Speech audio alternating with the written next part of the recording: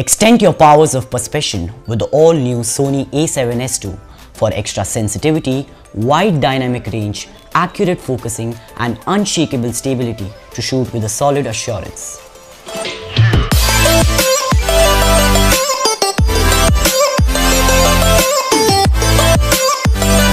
So the A7S II is a low-light camera with low-light sensitivity to -4 exposure value.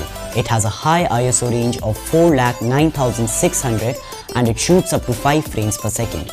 It also has in-body image stabilization. Resolving around a full-frame 12.2 megapixel XMOR CMOS sensor, the A7S II is capable of internal UHD 4K recording at 30 frames per second as well as 1080p up to 120 frames per second. You get a 3-inch tilting LCD.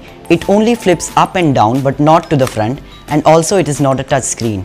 So let's start with the basics. So to turn on the camera, you just need to slide this lever, and this is the shutter button.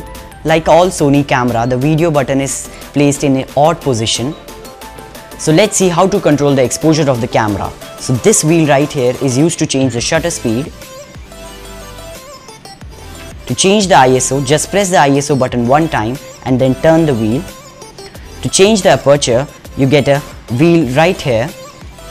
So you can change the aperture like this. To change the modes, you have to press the center button one and then rotate. You get 4 customized buttons which you can customize on your own. You get a wheel to change the exposure value of the camera. The menu is not easy to use, but once you are used to it, it works fine. As A7S II is a mirrorless camera, its battery is too small. It's just 1020 milliamps. It has a digital viewfinder, so you can control the whole camera from the viewfinder only.